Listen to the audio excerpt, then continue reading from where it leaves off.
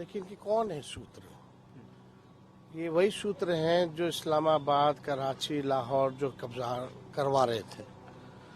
ये सूत्र को हम लोग जो है मूत्र समझते हैं। और इस तरह की अगर कोई बात है भी तो आखिरी बार यूपी की सरकार में 2003 में SIR हुआ था।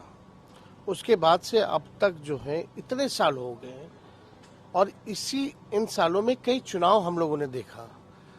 नरेंद्र मोदी जी का 14 का भी चुनाव देखा, 19 का भी देखा और 24 का भी देखा। यानी इनका कहने का मतलब ये है कि उस समय हम लोग 3-3, 4-4 लाख वोट से चुनाव हारे, तो क्या विदेशियों ने नरेंद्र मोदी जी को वोट दिया? 39 सीटें आई 40 में से, इस बार 30 सीटें आई NDA को, तो विदेशी यानी उनको वोट दे रहे लोकसभा के चुनाव में। बात ये खड़ा होता है कि 2005 के बाद से बिहार में किसकी सरकार है? NDA की सरकार है, बीजेपी की, नीतीश कुमार जी की सरकार है। 11 साल से केंद्र मंत्री कौन है? केंद्र में गृह मंत्री कौन है? 11 साल से देश का प्रधानमंत्री कौन है? मोदी जी हैं, अमित शाह जी हैं। तो ये गलती किसकी है फिर? यानी गलती तो इन्हीं NDA वालों की है।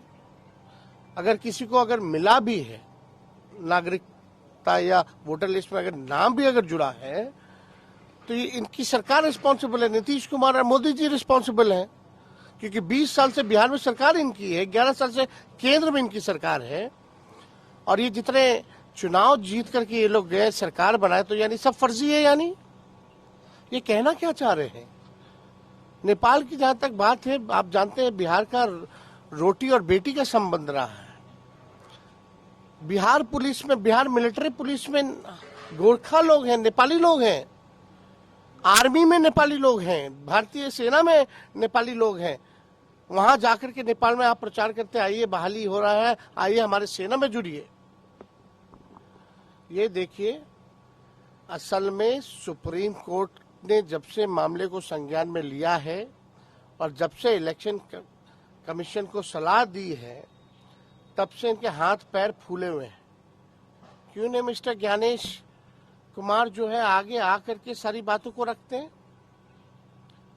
अभी कहेंगे कि फलना अभी ग्राउंड बनाने की बात की जा रही है, फिर बोलेंगे इनके पास कुछ कहने के लिए है नहीं सुप्रीम कोर्ट में कि फर्जी वोटर्स है, फर्जी वोटर्स है।